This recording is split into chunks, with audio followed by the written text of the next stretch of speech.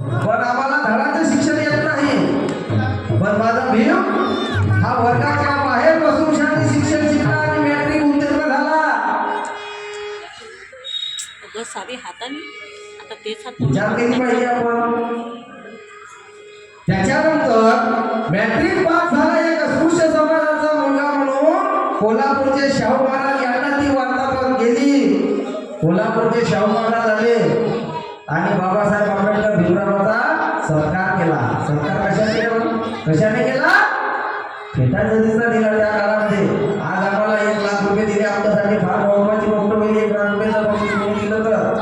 पण त्या काळामध्ये जरीचा फेटा देणं हे फार मोठी गोष्ट होती, साधारण गोष्ट नव्हती. आणि त्या काळामध्ये बाबासाहेब बनायचीच होते तर भीमराव रावजी आंबेडकरांना शाहू महाराजांनी जरीचा फेटा डोक्यावरती दिला. पहा, शाहू महाराज म्हणतात बाबासाहेबांना, भीमराव अहो आम्ही तर राजे परंपरेचे आहो, या परंपरेने राजे बनवले आहेत, पण तुम्ही होणाऱ्या भावी पिढीचे राजे आहात, विद्वत्तेचे राजे आहात. साधी गोष्ट आहे का? तरी आम्हाला बाबासाहेब कळला नाही, शोभांती काय आमची वाली. आणि म्हणून आहे का वर्गाच्या बाहेर बाबासाहेबांनी शिक्षण घेतलं. मास्तराने एक आकृती काढली वर्गामध्ये.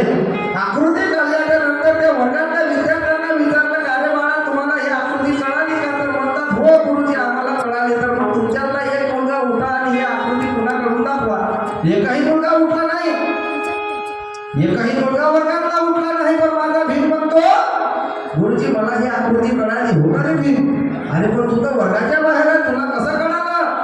गुरुजी मला कळाली, पण ही आकृती या मुलांना समजून सांगतो. पहा परिस्थिती, पहा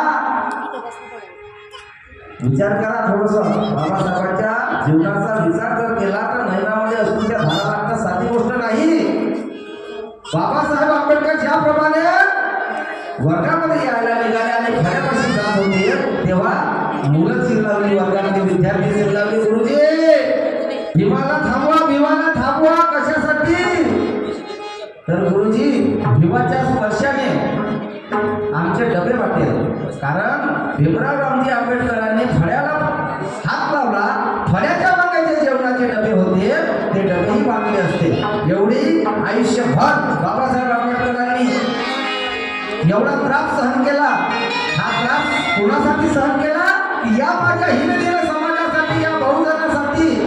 येणाऱ्या भावी पिढीमध्ये कोणता त्रास आला पाहिजे नाही. आज आम्ही स्वाभिमानाने जीवन जगत आहोत, स्वातंत्र्यपणे जीवन जगत आहोत. कोणामुळं? फक्त बाबासाहेबांच्या पुण्यामुळं. तरी म्हणतो आम्ही, आम्हाला कळलं नाही अजूनपर्यंत बाबासाहेब शोभांती काय आहे. 14 एप्रिल आधी डोक्यावर घेतो आम्ही, पण डोक्यामध्ये घेत नाही. कचरा भरला आपल्यामध्ये घुशाला. कारण बाबासाहेब आपल्या जातीमध्ये जन्मात आले ना, म्हणून आपला खूप सांगतो आम्ही लोकांचे, पण फायदा